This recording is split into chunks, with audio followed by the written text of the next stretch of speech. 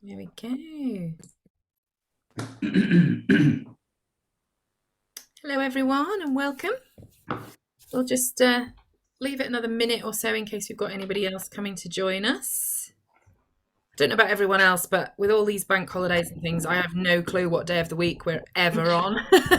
It's Saturday, isn't it? Yeah. Even last night, my son and I got in the car and we were like, oh, is it not Thursday yet? At least. No, it's only Tuesday. But yes, today is Wednesday, I hope. Right, we are recording today's session for anyone who misses it and wants to catch up again later. But I think we'll get started and I'll admit anybody else who comes to join us. There's somebody coming right now. Let's let Annabelle in. So hello, everyone. This is not particularly a formal presentation or anything like that. It's sort of a chat between myself, Michelle, Rob and Graham. Michelle, Rob and Graham are all specialist legal recruiters who know the consultant market and the platform firms and things very, very well. I've spoken to each of them at different times over the last year or two about consultants, the consultant model, the platform firms and things like that. So we all thought it would be interesting to have a discussion about this huge rise that we're seeing in the market of consultants, people leaving traditional practice to become consultants. We're going to touch on a bit later the fact that there's almost this secondary market of consultants now as well, as people are moving from perhaps the first platform they joined to another one. So all things the rise in consultancy we're going to be talking about today. So we've got some questions that we're going to talk through, and then we're open to questions from anybody who's listening as well. So do feel free to pop those in the chat box. And we'll deal with those as well. So I'm going to ask each of them the same question, and I'm going to ask them to just do a brief introduction to themselves as well. So Rob, I'm going to come to you first. Tell us a little bit about you, and then tell us, why do we think there is this huge rise that we're seeing in consultancy in the last few years? Yeah, well, firstly, Hannah, thank you so much for inviting me along. I love collaborating with you and everything you're doing. So really grateful for what you're doing for the legal community as a whole. So yeah, my name is Rob Hanna. So I'm the founder of KC Partners. We're a legal talent solution and content creation firm. So we do a lot of work recruiting for a number of law firms, but we're very well invested as well in trying to build a legal community and try and change the perception of law and humanize the profession as much as we can. And through that, I also host the Legally Speaking podcast, which is a top 1.5% globally ranked show. So we've had a number of people, our very own Hanna with us today, feature on the show, through to Stephanie Boyce from the Law Society, to even Carol Baskin from Tiger King. And we try and talk about informational content, all related to careers and the legal sector. And I'm also an investor in recruitment and legal tech startups. And this year also launched a Web3 business all around talking about bridging the gap between the mainstream and the metaverse. But to talk about today, the rise of consultancy. So I guess putting my hat on from a recruiter perspective, I think there's a few reasons why we saw the original shift. And I know we're going to have some interesting discussions about other trends that are happening a little bit later on. But I think a few points to why we saw it happen, and probably exponentially over the last couple of years. One is flexibility. I think from those people looking to in traditional law firms who weren't necessarily getting the level of flexibility to suit their work and home life, I think that's been a big factor that's enabled people to want to move over to test out the consulting model. The second point I would mention is the earning potential. It's been documented, average of up to 70% of billings could be retained operating as a consultant. The other point to mention around that is obviously there's less, I would say, politics established within some of the consultancy. So people who've been in very traditional law firms who have been trying to push for change or trying to do things with their practice, it's very, very hard to do so, particularly in some of the lockstep systems or systems that some of the law firms operate. So people breaking out into a consultancy model and even being able to charge maybe their own rates or be flexible to clients and have that little bit of extra flexibility to run and shape their practice has been attractive. And I think also just having the backing, having that infrastructure, that IT, that support, that willingness to get behind people's marketing to allow them wanted to express a bit more of an entrepreneurial flair. You know, we talk a lot nowadays about the O-shaped lawyer in terms of taking more opportunities, being more open, you know, being more sort of receptive to being a little bit more entrepreneurial. And I think people have wanted to experiment with that route as well. So there would be some of sort of the headline points I would see in terms of people moving from more traditional firms to the consultancy model and testing it out, just to sort of kick things off. Yeah, fantastic. Thank you, Rob. Graham, can I come to you next? Yeah, thank you. Thanks, Rob. You've covered most of the things I wanted to talk about there, but I'm sure I can try and repeat them. And thanks, Hannah, for inviting me on this. It's the first time I've appeared on one of these. So usually I have a face for radio, but you're going to see me in all my round-faced glory at this stage. So I work for Atlas by Codex Edge. So we're a data provider. So we used to work as legal recruiters, and our frustrations were in the amount of data that there is out there and the lack of information that you can find on the Law Society, and the amount of time it takes to cross-reference between the Law Society and LinkedIn and firm profiles and Legal 500. So we launched Atlas 4 years ago. Atlas is the market-leading search engine for recruiters, law firms and service providers into the legal sector, allowing you to within seconds search for example, every lawyer that Keystone has or every lawyer that Setford's has. And on the back of that, we've tracked moves as well. So the last 3 years, we've tracked more than 27,000 moves across fee earners, across the Legal 500, into the sub-Legal 500, US law firms, boutiques, about 6,000 law firms, and growing every day. So from that, we can slice and dice data that really provide recruiters and law firms with insights into helping them recruit and retain lawyers. So, you know, looking at the sector at the moment, consultant law firms have continued to grow. I think the reasons behind that, obviously the work-life balance and the hybrid working, but we've seen an acceleration during COVID as well. So I think as lawyers were then working at home and post-COVID being called back into the office and potentially having a reduction in their salary if they've got the temerity to want to work from home from one or two law firms. So we're seeing a lot of moves towards it. As Rob mentions, that the percentage that you can keep is around about 70. I think some are 80 as well, and some of the new firms that are coming on the market, you know, firms like Nexa and Excello, seem to be offering pretty good packages as well. So yeah, we're not recruiters, but we can provide a lot of data on firms that are recruiting and the law firms that are the traditional law firms that are losing more of their lawyers to consultant firms, and consultant firms that are losing to other consultant firms. So lots to chat about, but certainly a hot sector. Oh, thank you, Graham. Thank you. And Michelle, have you got any other things to add about why we think we've seen such a rise? Well, firstly, hello all, and thank you for having me, Hannah. Probably I don't have much more to offer on that particular question, because obviously both Robert and Graham have given some great oversights. But just a bit about me. I've been a legal recruiter for best part of 20 years now, formerly a lawyer myself, so kind of made that leap across.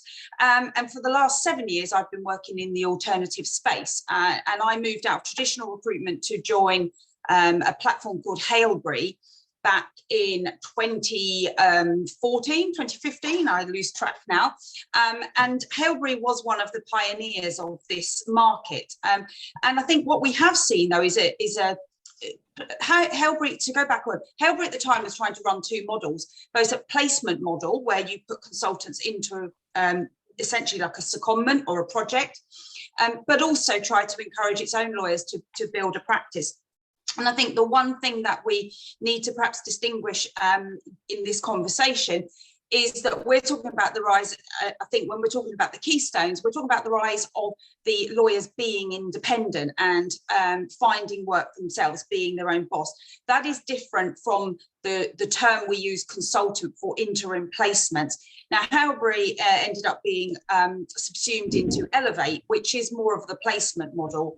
I now work more on the alternative side, the platform consultancy law firm side that we are talking about.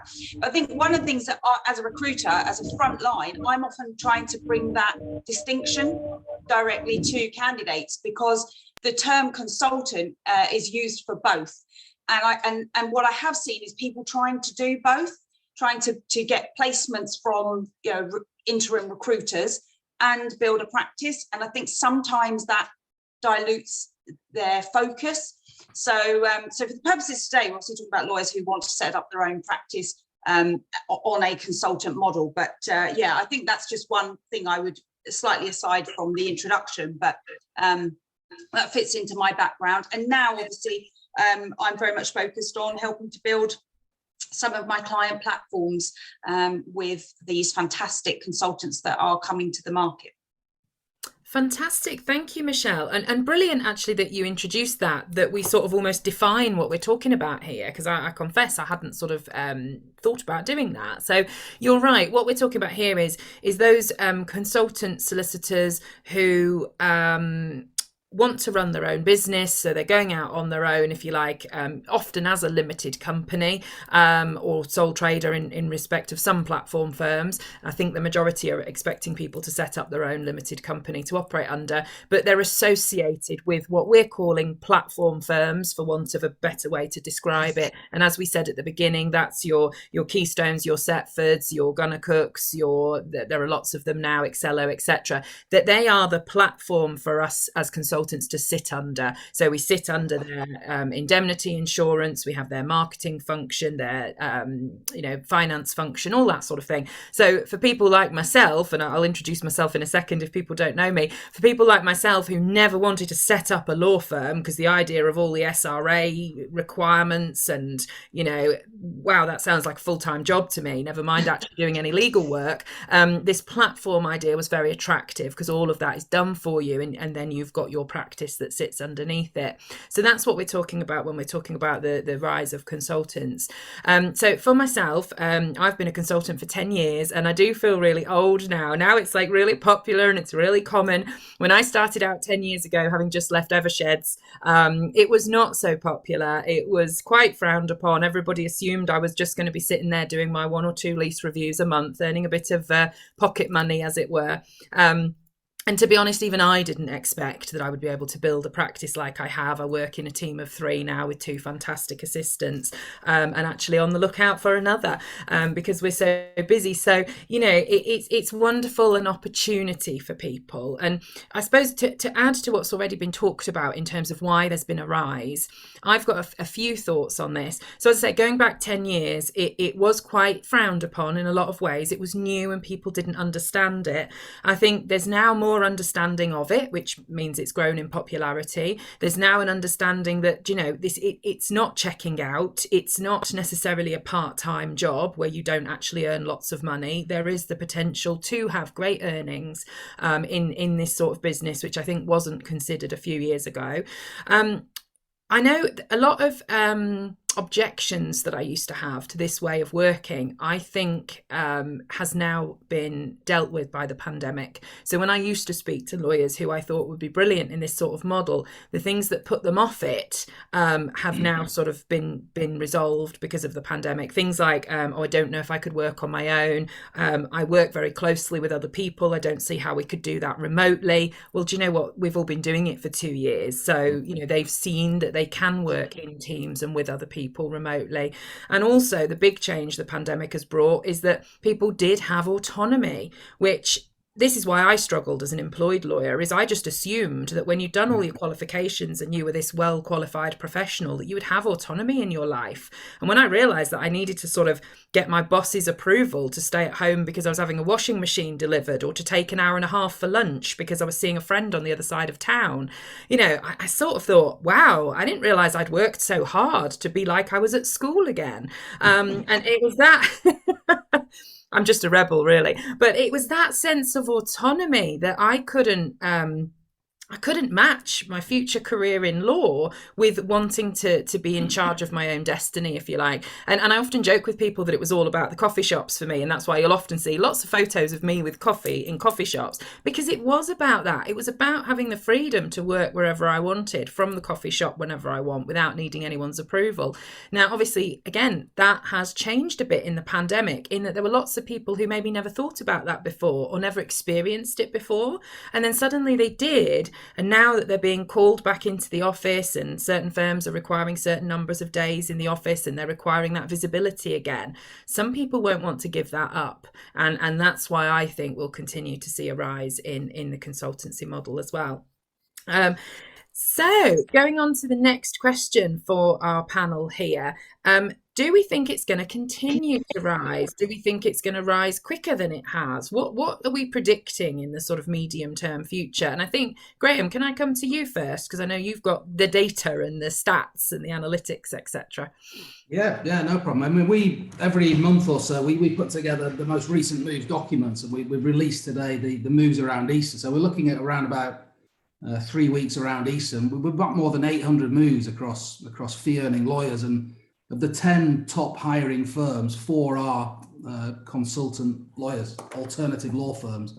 So Keystone, Taylor Rose, Gunnar Cook and Setford are basically in the top 6. I mean, one comes in 10th, but the others are in the top 6. So the majority, a lot of the moves are from traditional law firms to alternative law firms, and that's been increasing over the last 2 years. And I think COVID has certainly helped increase the speed of their growth. But I think the whole, as you mentioned, Hannah, the whole working from home, the whole hybrid working, being called back into the office, lawyers don't want that anymore, and we're seeing it increasing. So in the last 4 weeks alone, moves that we've mapped where we've seen lawyers move from a firm and landed in another firm, we're seeing huge growth, and we don't see that changing. And the number of firms that are coming to the market as well, I mentioned Woodstock and Legal Studio, and there are many of them across the UK that are recruiting and growing, and some are even recruiting, in the Southwest, and they're not really looking for lawyers who are located there. They're happy to take on a consultant lawyer who's maybe based in the Northwest, but has an affiliation with the Southwest and wants to take on work down there. So yeah, we're seeing growth there. We're seeing moves as well between the alternative law firms. So lawyers are moving from firms like Keystone and Setfords to other firms, and the reasons behind that I don't know. I don't go into that much depth there. I'm sure Michelle can talk about that a bit further. But for me, yeah, it's growing, it's huge, and it's going to carry on. I don't see any signs of it slowing. Yeah, absolutely, Graham. Michelle, Graham gave you a little in there. Do you want to jump in? Yeah, I mean, I absolutely agree with Graham. I think we're going to see it slightly, there'll be a constant trickle, but I think we will see sort of fits and starts of it. We've definitely had a push because of COVID. I'm experiencing from a recruitment perspective that people are trying to work out, those that have stayed in the traditional firms, trying to work out what the new landscape looks like. Are they going to be enforced back into the office? We also see seasonal, there's times of year when people prefer to move. So I think we'll always have that trickle, but it's definitely not going away. And I think there's also that magnetic force that Hannah, you were very brave 10 years ago, leaping into this world. And so many of us are sheep. We will only follow, and that's just a fact of life. But now that we're seeing so many lawyers of all shapes, sizes, quality and quantity moving to these platforms, it's giving confidence to the others to follow. So I think really it's for me, the growth will continue because of that magnetic force. The other thing is to look at the platforms themselves are having to step up to the challenge now of attracting. So we organically see platforms that will grow to 5 or 10 consultants quite naturally because of the network that they have, and they'll attract their friends, peers, colleagues. But once they hit a certain size, which I do feel is around 10, that seems to be a bit of a crunch point, they lose that immediate introduction, and they have to go to the wider market to grow beyond that. Now, once you come to the wider market, you've got to have a very strong offering. Interestingly, Graham's mentioned Legal Studio. I know we all are on good terms with Ian McCann, who's a huge advocate of this platform model. And I remember talking to Ian probably 6 or 8 months ago and saying, Ian, you've got to come up with your USP, because just being a platform is no longer enough. Also, the pandemic has pulled away the flexibility rug to a degree. That's what we're seeing, trying to work out what the new balance is. But for 2 years, platforms couldn't use that argument. Some of the law firms are stepping up their offerings in terms of not only financial we're seeing, but also and flexibility, but encouraging the entrepreneurial spirit. So the traditional law firms are starting to put up a little bit of a fight. They're slow to the party, and we all know that, but they are doing it. But I think it's important that, you know, the platforms themselves, beyond the big four that Graham's just referred to, but all these literally hundreds of smaller ones start to work out what they really are. Because from a candidate perspective, it just looks like they're all the same. And then how do you choose? And that's where probably Robert and myself come into that. We have that knowledge that we can share, that what's the difference between Gunner, Cook and Keystone? What's the difference between Setfords and Legal Studio, for example? But what we are seeing, and to Graham's kind introduction to me there, was that we are not only are the platforms having to evolve and get an identity and a USP, but they're having to work hard to attract and retain, just like any other business now, because we're seeing consultants on a secondary recruitment market now choosing which platform is right for them. So they may have joined Keystone 10 years ago, and Keystone's a hugely different beast now than it was 10 years ago. And those consultants are going, this doesn't suit me anymore. So I think it's important for lawyers to realise that you're not stuck. You don't have to stay on one platform. Just like you might move between corporates and law firms, you can now move between platforms. I know we'll probably touch on this a bit later, but we've seen lawyers go back into in-house from platforms. You know, they get a good client and the client says, come to us permanently. We're also seeing some people realise it's not for them, or they actually want to go back as partner in a traditional firm. You know, we've all got our own drivers, but we're seeing it as a fully accepted third element, you know, in-house, private practice, alternative platform, whatever the terminology that you prefer to use is. And we'll see breakaways and we'll see mergers. We will have to see mergers. I don't think all of these small ones will be able to continue to grow without joining forces or having collaboration. So it's a very dynamic market that we're in, really exciting. It is, isn't it? I've got a couple of other thoughts, but Rob, I'm just going to pull you in here. Do you think we'll still see the rise? Go ahead. Yeah, and I just wanted to sort of highlight Natalie's comment in the chat, because I think that's spot on. I think that highlights everything that we're talking about. But I'm quite bullish, and you'll know me now, Hannah. I'm always keen to sort of do things differently and put ourselves out there. This consulting group's going to break the traditional model completely, and I'm happy to put that on the record. I think they've had their day, traditional firms, and it's that word that lawyers hate to see: change. I know people expect to say risk, but I think change is also a big thing. And you just look at it, you know, the consultancy lawyer, you know, I think compound growth rate of 21% or something like that that's happening. You know, the fact that they can be very attractive to private and public investors, and where the money goes, attention goes, you know. And I think this is definitely just still very much in the infancy. But I agree with what Michelle and Graham are saying in terms of there will be some changes, there will be some mergers, things will happen along the way. But then we need to look at it from the other side.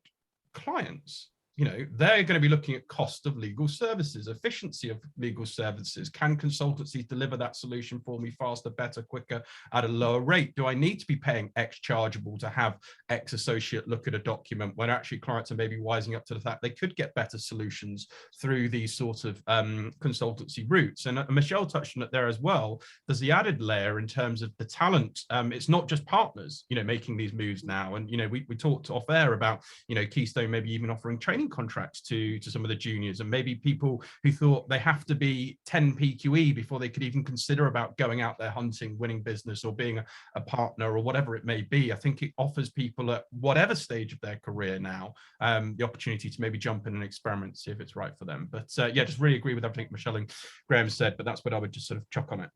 Thank you, Rob. Oh, and you segued so nicely into what I was going to say as well. It was like it was planned. Well, my first assistant was 6 years qualified when she joined me last year, and she is totally amazing and has fully booked herself in 8 to 9 months. So it's perfectly possible to be younger, as you've just mentioned there, Rob. And I think that takes me to the point I was going to make about why I think we will continue to see an increase. One of the reasons is that more juniors are asking me about this model now.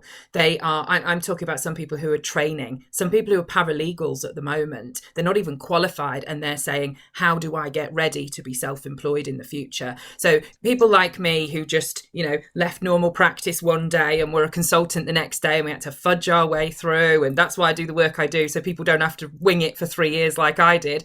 But they are already looking at, how do I get myself ready? How do I build my own clients, my own network, do my own personal branding, all those sorts of things. They want to do it earlier so that this is in their future. So that's why I think it will continue to grow, because the younger generations are already seeing it as a real possibility for them, which I think is fantastic. I agree with Rob. We're here to break the old model that didn't suit lawyers and was just burning them out and making them miserable. But that's another topic we could cover another day. But the other reason is, and it's been hinted at here already, is that the more traditional models of firms, so like Woodstock, you've mentioned a few times, Graham, I know them really, really well. They are one of the firms who set up as a traditional firm, but is realizing that actually to attract people, they want to go down the consultant route as well. So there's so many firms now having the hybrid approach or thinking about it. Yeah. Loads of them are thinking about the fact that actually to get the best people and to get the best people to serve my clients, because I've got clients who need X, Y, and Z, and we don't have that expertise here. So we'll bring it in with consultants. So I think we'll see more of those as well. Yeah, and they're interestingly on that point, I have one platform client that offers a bronze, silver or a gold membership option. Ooh. And gold being an employee, if you wish, because whilst I absolutely agree with Robert that, we're breaking the mold here, for myself and for the conversations I have, some people will never want that risk. They will want to be employed. Yeah. So, and come with all those securities or perceived securities. So anyway, this particular client offers employed, exclusive consultancy or ad hoc consultancy, so bronze, silver or gold. And that way, that individual leading that platform knows who, in terms of commitment, who he's got committed, half committed and not very committed. It enables those consultants to build, if they want to put their eggs in the basket. And for those that do, there's a potential of equity on offer. But for those that don't want to just flit around, that's fine too. So I think we're seeing really creative solutions. And this goes back to the USP point that it's no longer, even within your traditional is sort of a one size fits all, what you get. But in the consultancy, they're all different and they're all coming up with their own way. Some are boutiques with practice areas, some are multi-service, we've got media ones, we've got property ones, we've got full service. So it's really interesting that we're, once you take off the shackles of traditional law firms, it's really open for the founders of these platforms to tailor it to the audience, i.e. the candidate and the client. Yes, yeah, absolutely. Do you know what I've even got one client doing that I think is absolutely brilliant, is he's got his office and his firm that he started along a traditional model. He's got sort of 20-30 staff, I think, in one area of the country. He wanted to expand into another area. So what he's done is he's brought a consultant on board to go and run that new office in that new area as a sort of separate business unit that they then share together. He as the original business owner and the consultant as the other. So as you say, there's so many interesting and new ideas coming out of this, which is just, I love it. I know Rob and I are on the same page with that. It's too exciting. Never mind not liking change. We just need to change lawyers' mindset. Change is good. Yes to that. I think the M&A side as well is very interesting, and just how quickly it has grown over the last 3 years. I think, Michelle, you're right, that there has to be the mergers and acquisitions. And I think firms like Nexa have grown quite quickly by taking on smaller consultancy businesses with maybe 3 or 4 partners, consultants working there. And that we are seeing that, and that's definitely it has to continue as the market continues to boom. Yeah. We've got an interesting question here from Nicola that I'll pick up, because it says here, do we see much movement from consultancy firms back to traditional law?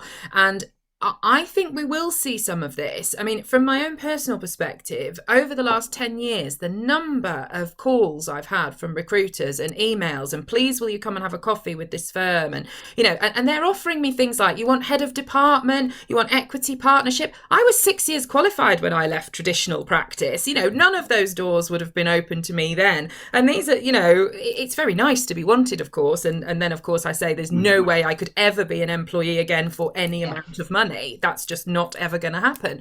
But yes, I think, because when you go out on your own, and we are going to talk a little bit in a moment about the sorts of things you need to think about if you want to be a consultant and go out on your own. What do you need to prepare yourself with? What sort of person do you maybe need to be, and all that sort of thing. But the sort of business skills that you do end up equipping yourself with, and client relationship management, acquiring your own clients, running a team if you have a small team underneath you as well. Yeah, those are absolutely skills that you could then go back into practice with and be better than when you left, in my humble opinion.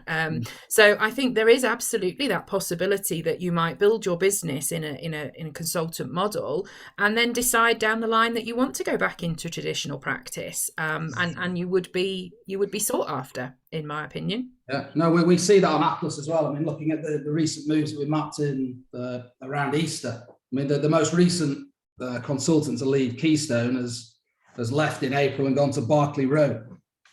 So there is that move back again. I think Stevenson Harwood and their announcement that, you know, if you want to work from home, you need to take a reduction in salary has set the cat amongst the pigeons. I think other firms are following suit as well. But I think lawyers who maybe gone to consultant firms or maybe gone in-house are now seeing, after COVID, that the flexibility is there, and maybe now is the time, and the earnings have gone up, and maybe I can work from the Northwest for a London firm and just go down there 2 days a week or 1 day a week, get on the train from York or Preston and be there in 2 hours. So yeah, senior lawyers are looking at that move back as well. So again, just makes for a very interesting recruitment market. Yeah. The mobility is incredible now. You know, when I started 20 years ago, you started in private practice and you made a move to in-house. And once you did that, that was considered the death knell of your career back then. You know, they say that was 20 years ago. 10 years ago, the death knell was going to consultancy. But the future is that all those options will become, you know, it'll be a Venn diagram and they'll all merge in the middle. So, do you know, I love that, Michelle. Yes, I sounded the death knell to my career 10, 11 years ago when I walked out of the door at Eversheds. And do you know what? At the time, I didn't know what I was going to do. I didn't know if I was throwing away what I'd wanted to do since I was 13 and worked really hard to get to. But yeah, you know, if you told me then that 10 years later, I would have 3 businesses, I would work with so many different lawyers and wonderful people like yourselves as well, and great clients too, and be out and about all the time. I mean, I often catch myself, especially since after the pandemic and people started to go back into the office, because it's been so long for me, I forget the differences between what being in practice, normal practice, was like to now. And as I say, I joked about the coffee, but it's simple things like I'm getting ready in the morning and I'm getting the kids ready to take them to be dropped off. And I look at my diary and see, when's the first meeting today? Oh, it's not for a while. Oh, I can go to my favourite coffee shop after I've done the kids drop off and do some work from there, or maybe, you know, read a book, or, you know, just chill out and have a coffee for a bit. You know, it's all my diary, it's under my control. And yes, I am one of those people that puts too much in and then regrets it, but you know, it's all under my control, and that's up to me. And it's that sense of flexibility and freedom. And things like when my son said today, am I an after school club today? I don't really want to go. And I was like, right, diary out. Yep, no appointments this afternoon. I'll pick you up at normal time if that's what you want. You know, it's that flexibility that I feel for people who don't have that. You know, when you sort of say, oh, can we meet for lunch, or can we do this, can we do that, and they can't without asking permission, or, you know, from their boss or whatever. And I just, yeah, as I say, it never sat with me that such trained professionals needed to ask so much permission, etc., from bosses and things like that. So I suppose that's how it really feels different to me. But also the opportunities, as I've said, you know, the opportunities to grow your business the way you want to grow it bigger, to earn more than perhaps you were doing in practice as well, and work less hours too, you know. So it's all win-win in a lot of ways, but it's not perfect. And I want us to go on now to talk about what sort of things do people need to think about if they love the idea of consultancy, if it's something they want to do either this year or maybe a year or two down the line. What sort of things do they really need to think about? And Rob, you're nodding ferociously, so I'm going to come to you first. Yeah, and it's I'm just loving the points, because I agree, and thanks for sharing that from from your perspective, just to go back to that, and I'll come to the point. But I was speaking to an associate today, and because culture is so important within firms, and an associate was saying, I'm leaving because I'm being asked to work on a Sunday for non-urgent work. They would have to review, and a partner has requested something, but the partner doesn't then review the document till Thursday. And they're like, it's just needless mind games and needless authoritarian practices, burning people out for what gain? And so, you mentioned there, just look at your diary. I can go. People want that, they're smart enough, they're intelligent enough, and so if they can, and that's the point I was going to leave. What they need to think about. You don't know what you don't know. And so I think you can be very influenced around, if you're in a certain law firm, some of the parts of the people you spend time with. So I would strongly encourage you, if you were thinking of the consultancy model, to have a mentor or somebody like a Hanna or someone in your network who's actually been in the role, and get their thoughts and experience from a very objective point of view on, what is it, Hanna, that you like? It can't all be good. Look, work is work. So, what are the bad days? What are the frustrations, to prepare you? So I'd say the first thing is to think about having a mentor who can give you some real sound advice and just suggestions about how they found it, and then strengthen your networks within consultancy. So I'd actually make sure that you're reaching out to people that are sort of going to certain events and getting into those sort of communities away from traditional legal service offerings, because if that's all you know, that's all you know. But I think you need to get into a community of people who are already in the thick of it, and then you need to work on your mindset. And what I mean by that is, again, talking of cultures, partners are very quick to put people down, associates down, lawyers down. They make a mistake. You're not good enough. You'll never go anywhere. You're never going to make partner here. There's no way you could bring in a client. It's horrible, but that is the reality in some of these law firms. And so you need to make sure that you have that mindset or confidence or self-belief, or have those people in your network that said, what? I'm better than this. I can go out and do this. Maybe I am only 5 years qualified, but I believe in my potential. I could definitely make something of this. So I would say there's some of the things I would really think about. You don't know what you don't know. You have to go out there, make sure your networks are relevant for the industry that you're trying to go into, and get yourself in the right mindset. And that's why you should speak to people like Hanna as well, who I know does a lot around that too. So that's what I would say. Thank you, Rob. Yes, mindset is the biggest stumbling block. If you change that and get that right, then you're going to fly. Absolutely. Michelle, can I come back to you? Because I know when we spoke about this, you said there are common questions you get asked a lot. Things like, do I need a following? How would I build one? How much support might I get from my new firm? Those sorts of things. Can you share a little bit? Yeah, absolutely. And I think that it all follows on from what Rob said in terms of, those are the questions, those are the points I start with, along with the financial planning. So I would just add that as the third thing is, you can't take this leap and expect to be paid, 2 weeks later or a month later. So actually an individual I was talking to yesterday who kind of got it in their head, they're going to hand their notice in and then go straight into consultancy. And I just simply asked the question of, have you got a cushion ready? And ever since I started this 6-7 years ago, I would advise a 3 to 6 month financial cushion. Unless something happens, you're made redundant, the decision's forced upon you. But if you're planning for it, what you don't want to do is get into a financial crisis while you're actually trying to have the mindset of I'm great and I can do this. So I would just only add that one as the third limb of what Robert said. But then it goes to and sort of back to the knowing your network, your community. Talk to consultants, because as we've said, there are now so many of these platforms. They all offer different things. They have different focuses. They do have different cultures. I've got one that's a female founded, very, very supportive of working mums, very supportive of actually general counsel style candidates who want consultancy, because the keystones of this world tend to like the lawyers moving from a law firm who have already got maybe a client following or maybe a network. If you've been a senior lawyer in-house for a number of years, one of the biggest questions and challenges is, well, how do I go about becoming a consultant when I've been working for other people for 10, 15 years and I don't have that? Different platforms will offer marketing support, and what that marketing support looks like will be different. So work out, what do you need? I've got one that offers a coach as part of the signing up process that will, I'm sorry, Hanna, it isn't you, but it is a similar scenario. And they offer all of their incoming consultants a chance to develop a business plan. I'll be honest, not all of them do that. Some just let you turn up and plug and play and go. So if you're not very good at your own personal marketing, you need to consider, do you need marketing? Nearly all of them very standard, the tech, you know, the IT and the, sorry, my dog's going mad. The IT and the finance backing and the document management system is very standard now, I would say, across the board. They all tick those boxes, but not all of them offer trainees. We've touched on some offering trainees. So some of my bigger ticket consultants say, well, I do huge transactions. You know, I need, you know, how do I get associate support? How do I get paralegal support? Do I have secretarial support?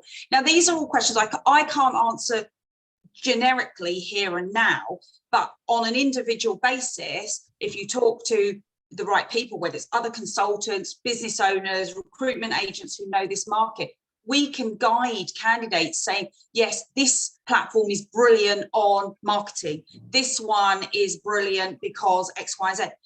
So all those issues still exist, but you would ask those of any, you'd ask similar questions of any role that you were going for, whether it be in a traditional law firm or a corporate. So you're just asking the same questions. I think the comfort should come. A lot of these platforms have evolved now to have all of those things, or a number of those things. So it isn't, for most, it isn't a case of you're just sat at a desk at home on a Monday morning, which you probably were, Hannah, 10 years ago, blank desk going, now what do I do?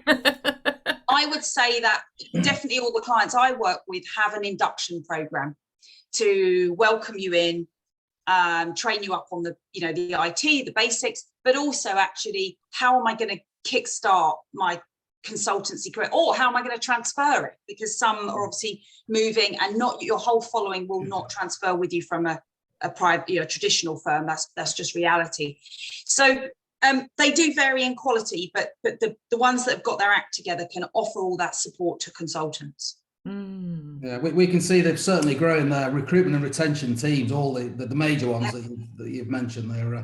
It's a big thing, and obviously retention is even bigger than it used to be. I mean, okay, joining one of these firms is great, but you know, they need to keep them there as well past those 9 to 12 months, and they're going to stay there for the long term. So it's huge. Yeah. The onboarding side is massive now. Yeah, onboarding and ongoing support. Yeah. Yes. Yeah. Graham, did you, I know you mentioned to me that you often get asked about the appropriate PQE level for somebody becoming a consultant. Have you got thoughts on that? I know we've touched on it a little bit today. I mean, but the firms that we work with and spoken with, they vary. I mean, they look for 8, 10 plus, and on Atlas you can search by PQE. So, you know, when we do the onboarding and work with these firms, we'll speak to them about what they're looking for. And yeah, the majority are sort of 8 plus. They won't look any lower than that. And so we don't work with any that recruit lower than that for supporting teams. But yeah, they are looking for quite big experience. Looking at some of the moves as well. I mean, just glancing through the recent moves, you know, there's a guy with 42 years PQE and 31 and 26 and 18. So there are some very, very experienced people moving. Yeah. But then again, there's good ones that are sort of 5, 6, 7, 8 that are looking to move as well. So it varies, but it tends to be 8 plus. Yeah, Hannah, can I just say, I think there's one thing that we perhaps haven't picked up, and it goes back to, you know, those first criteria that you've got to think about.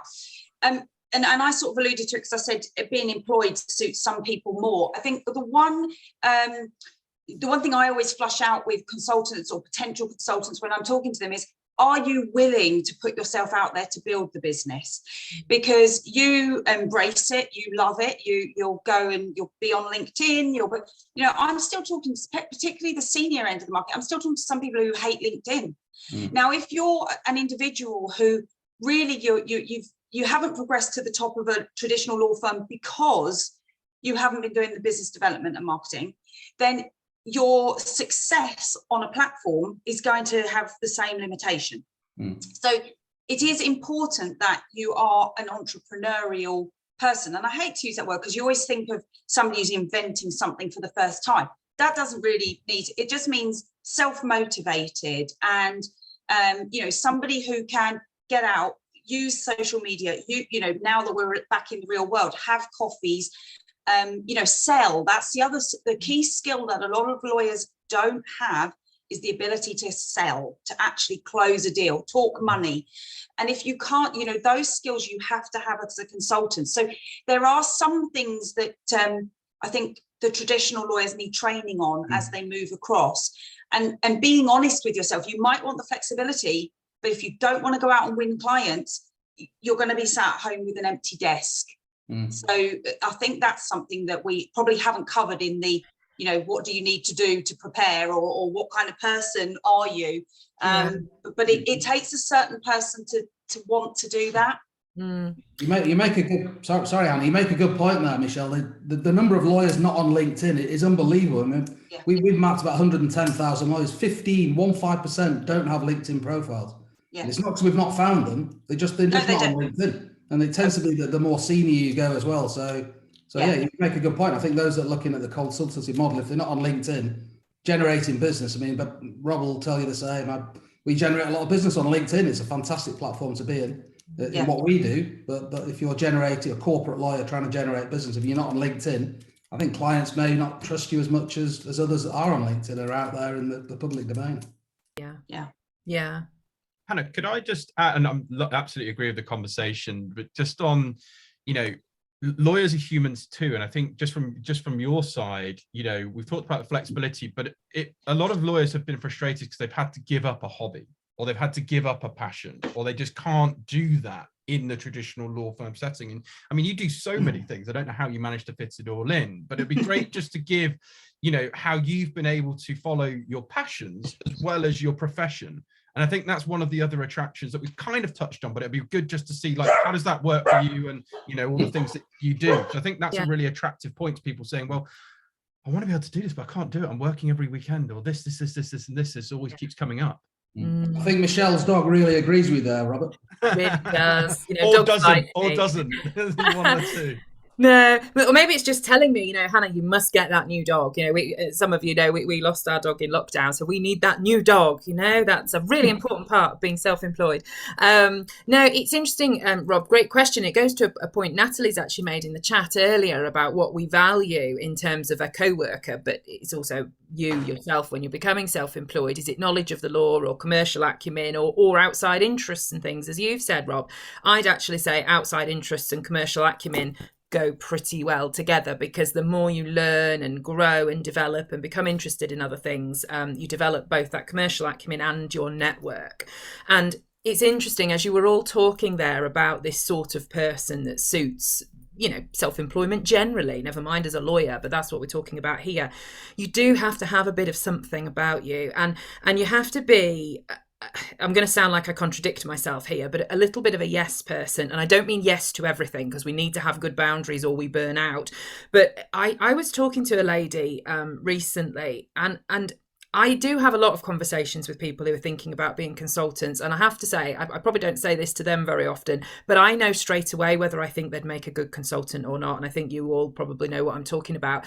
If they are a yes person, a go-getting, even if I don't know the answers, I'll find them. You know, that's why I'm chatting to you, Hanna, or Michelle, or Rob, or Graham. I want to know the answers. And even if I can't do it now, I'll find out how to do it, and I'll learn how to do it. And even though I'm nervous, and even though I'll be coming out of my comfort zone, I want to do it, versus the people who are like, oh yeah, no, I've never done that, and I really don't know how I'd feel about that, and no, I can't go on LinkedIn, I don't like my photo, I get all the don't likes and can't do's. It's going to be extremely difficult for you to transition into a self-employed role.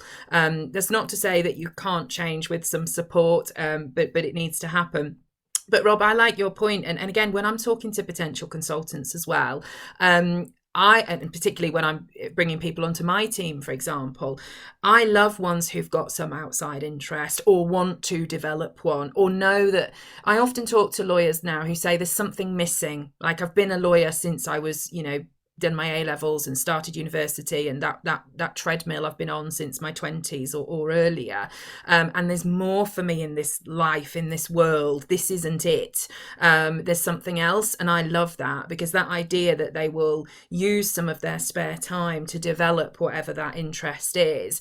I mean, mine happened to first be into personal development, because I thought, my God, chronic stress, I can't run my business with chronic stress, what on earth can I do? So I went and learnt about personal development and coaching and mentoring and all those wonderful things, and that became my passion. And that's what I then developed the second business into, and property investing being my other passion that I've done since my early 20s, and been able to find now more time to do, but also it knits so well into my commercial property practice. So many of my clients now I meet at events I go to for the property investing side of my work. So, you know, I always say to people, have your interests and go to these events and the networking and meet people, and you'll probably pick up business as well, even if it's not for yourself, but for one of your colleagues on the platform firm. You know, that's the best way to network, is to just go along to things that you're interested in, and pick up clients that way. I learned the hard way, because I was at a property investing event for 2 days, I think, before someone actually realised I was a lawyer. I didn't really mention it. And they're like, oh, so could you help us with this? I was like, oh yeah, I suppose I could. I didn't think of that. So be a bit more obvious about it than I was, perhaps. But yeah, I think it's so important to have outside interests, or to want to develop them. But it is that whole mindset about developing yourself further. And again, your point about people saying I don't have enough time, etc. Again, that's a mindset. I know it's easy for me to say, but you know, time is really about priorities. What are we deciding that we want to spend time doing? And if we want to spend time developing a new interest or whatever, then we will find the time for that. So it's really whether people are yes people or no people, I suppose, is my the way I'd sum that up. So one other question I wanted to ask the panel, and then obviously if anybody else has got any other questions or anything, do pop those in the chat box, was we've had a number of years now of platform firms. You know, I know Gunnar Cook has been going for just over 10 years. I believe from my research that Setford's was the first about 16 or 17 years ago, but I might be wrong there. There could be others. So it's been going for quite a long time now. And I have my personal views on what the next iteration is of platform law firms. But what do you all think? What do they need to do? What do they need to think about? What will we see in the future?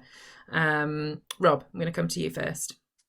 Yeah, and I'm probably repeating what I said earlier, but I think it's so important. You have to make sure that your culture of the firm, because we've talked already about, you know, maybe getting big is great, but sometimes when you get so big, that can bring its own challenges. And Graham and Michelle have touched on the sort of trend going the other way. And then the other point, you know, we've talked about being, you know, the word entrepreneurial, but you have to understand your clients' needs. And, you know, that's the number one thing. You know, without clients, you know, love them or hate them, you know, none of us are going to be sat here, none of us are making a living. So I think really understanding, is the model fit for purpose? You know, is this consultancy model still going to be fit for purpose in 5-10 years down the line? You know, or is Amazon going to create this off-the-shelf legal services that can completely disrupt the whole industry down the line? You just don't know, you know. So I think it's really understanding and listening and speaking to your clients. I think that's the number one thing. You know, we've talked about retention of people, but retention of clients and growing with them. And that's the one thing I would say, particularly as a budding consulting lawyer, you know, the skill of, you know, I always look at customer lifetime value. You know, it's not about just doing one transaction. You want to do multiple transactions, or you want to have one case, you want to have multiple cases with them. And those that really understand, speak, stay close to their clients and sort of adjust their model as much as they can to them, they're the ones that are going to be around. But I do continue to see this trend happening. And it'll be interesting to see how some of the traditional law firms really do fight back, because their cost of loss of talent over, I would say, this year, last year, and the coming years is going to be so high that they can't avoid looking this. Yes, there's the cost of recruitment fees getting them in, but the replacement cost and the actual lag time of doing that is significant. And maybe Michelle might touch on this as well, because she does a lot of work with the consultancies, how it works differently for recruiters, because the ways they're remunerated versus traditional legal recruiting is slightly different. And I think with the consulting model, it encourages more of a relationship, because obviously the better that the consultants perform, the better that the recruiters' returns will get, speaking quite candidly. And so it fosters that kind of hopefully longer term client lawyer recruiter relationship as well. Oh, excellent point, Rob. Let's come to you, Michelle. The future iterations of platform law firms. Yeah, well, I mean, nicely vented by Rob there, and I absolutely agree with all of that from the client perspective. Just turning it back, and I sort of already said it, so just summarising that whole candidate attraction point.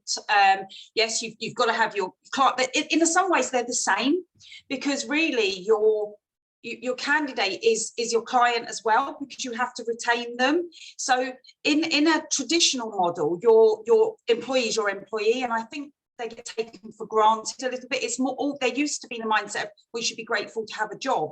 Whereas I think with the platforms, it's the platform owner or, you know, person running it varies, is actually grateful to have that lawyer.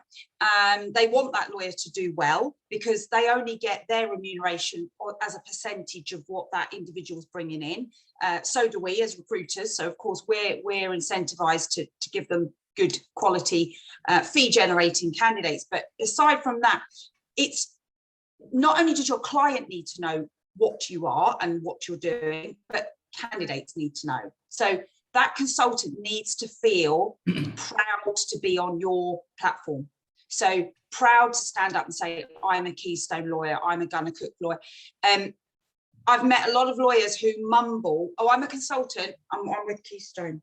They're not actually necessarily proud or pleased, they just happen to be on that platform. And I think we're going to see that evolve to you know, like-minded people getting together and going, right, we're Nexa, we're Excello, we're because the USP and the culture is becoming more important.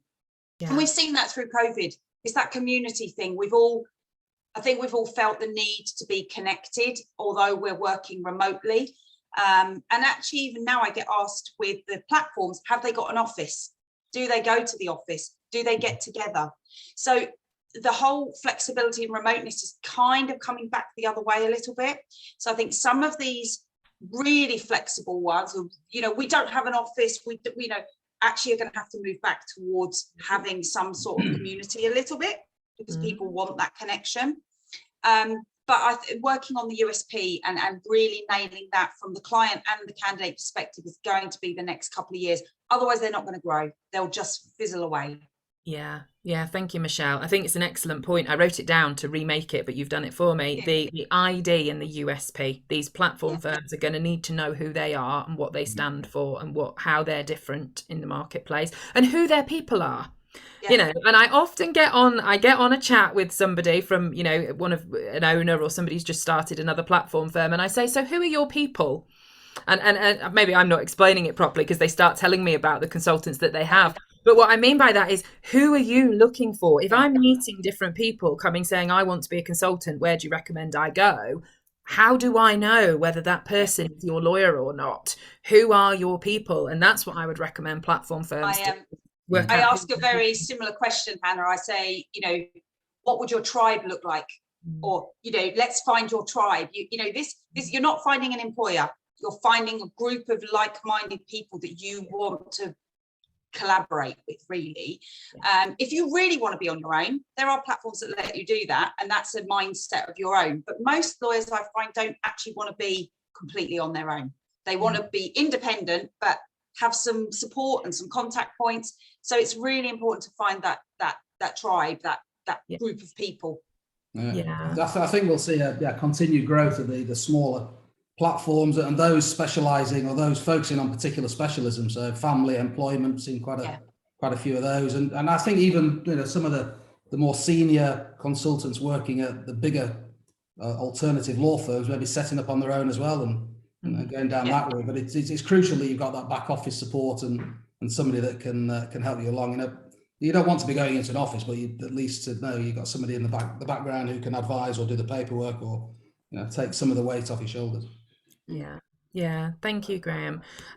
Yes, a few other thoughts I had on what platform firms need to think about into the future. There is a lot of this now intermoving, as we've talked about throughout the session today, which is, you know, new for firms to think about. They used to, you know, in the early days where there were only a few firms, all you had to do was persuade a client that they wanted to come out of traditional employment and join a consultant firm, and then you were done. Now it's, well, which consultant firm do I join? And now it's actually, do I want to stay with this consultant firm or do I want to go elsewhere? So the sorts of things that some of my clients are talking to me about why they might move is things like values. They say, my values don't fit with this firm either anymore because they've grown and what they used to be, they're not anymore. Or I've realized myself what my personal values are now and they don't fit here. This isn't the right home for me. That's something I'm hearing increasingly.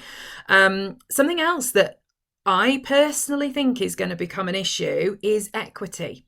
And because as someone who's worked hard for 10 years, when I get different approaches and opportunities and things thrown at me now, the first question I ask is, well, what's in it for me?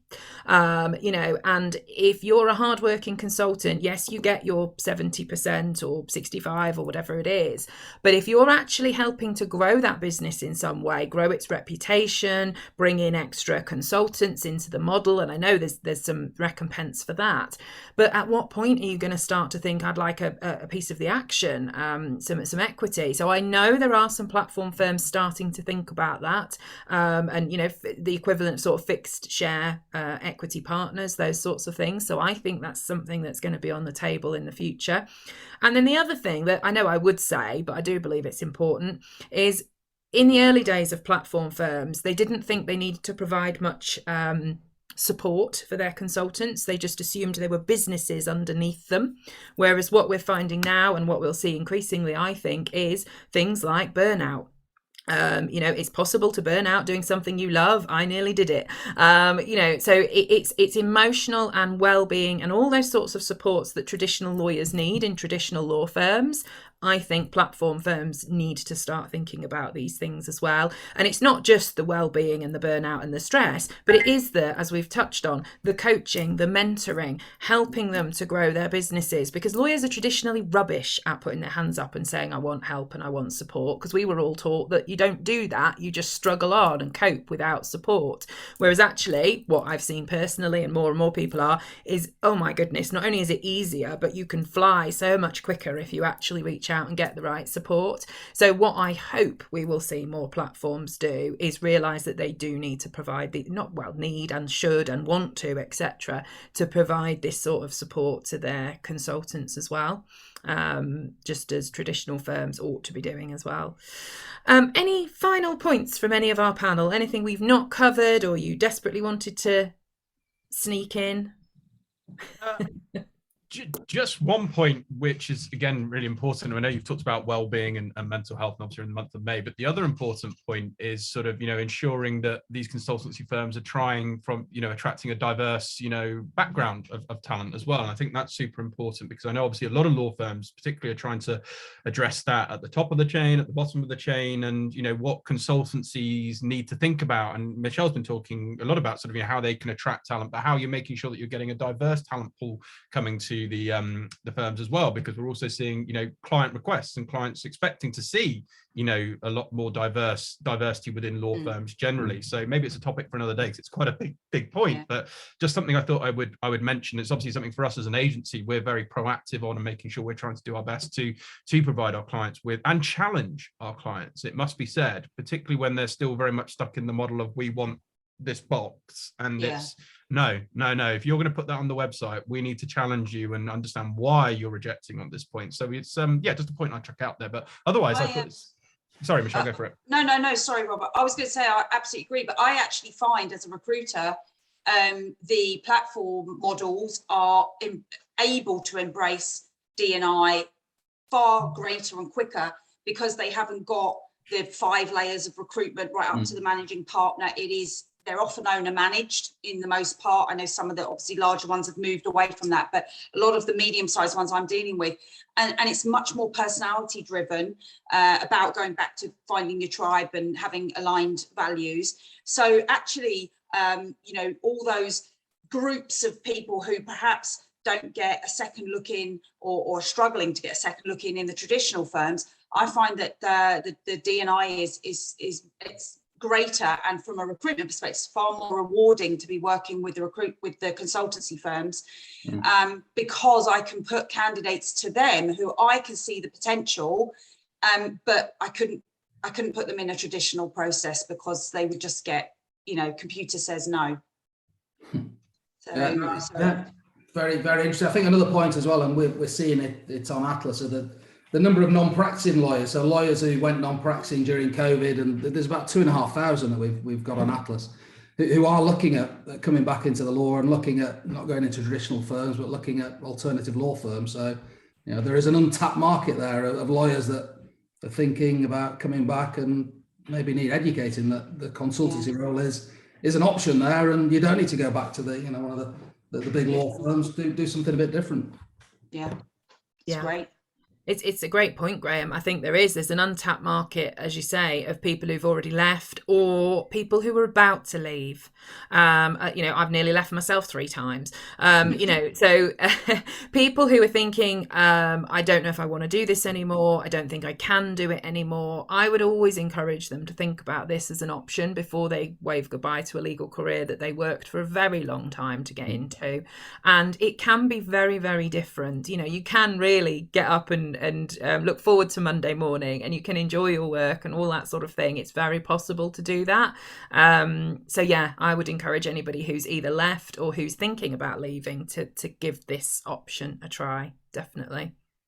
So if nobody has any other questions or any other points, I think we can probably leave it there, if that's all right with everybody. We have recorded it, so we can make that available to anybody who wants. Obviously, do connect with Michelle, with Graham, with Rob, with myself on LinkedIn. Follow what we're all up to. And I'm sure any of Michelle, Graham or Rob would happily have a chat with anybody who might want to reach out and talk to them as well. But thank you all very much. Thanks for organising. Thank you for hosting. Thanks very much. Thank you so much, Hannah. Thank you, everybody, for attending. Thank you. Thank you. Thank Likewise. you. Okay, thank you. Thank you, Bye-bye. everyone. Bye. Bye. Bye.